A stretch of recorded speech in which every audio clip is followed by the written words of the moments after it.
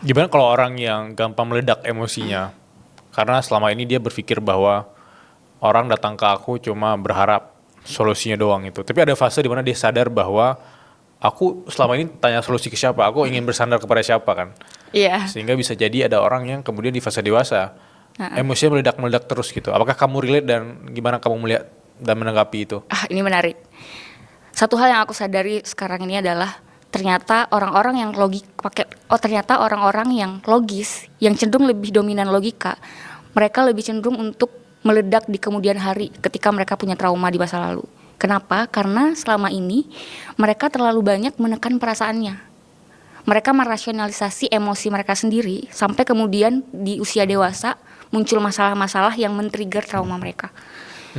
Ini beda sama orang-orang yang memang perasaannya lebih dominan. Mereka nggak ragu untuk mengeluarkan, memproses emosi mereka yang mereka rasakan, atau bahkan cerita ke orang, atau bahkan ya udah nangis aja gitu di kamar. Itu mereka nggak ragu, mereka nggak berusaha merasionalisasi itu.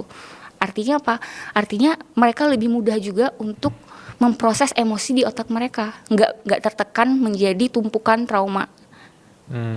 Sedangkan orang-orang yang rasional, orang-orang yang dominan logika, ya karena terlalu banyak menumpuk, akibatnya emosi-emosi di sisi amigdala namanya, sisi otak emosi itu akan menumpuk sehingga ya mereka akan meledak di kemudian hari. Bisa itu secara fisik, punya penyakit yang sebenarnya itu obatnya harus ke psikiater, Ya, bukan lagi ya. ke dokter mana-mana, atau bahkan ya sekedar meledak secara emosi bisa juga, atau tiba-tiba ya sadar aja mereka emang butuh bantuan profesional gitu. Nah itu adalah termasuk aku, yang terjadi di aku. Karena aku sadar kalau aku itu termasuk tipe yang lebih dominan logika.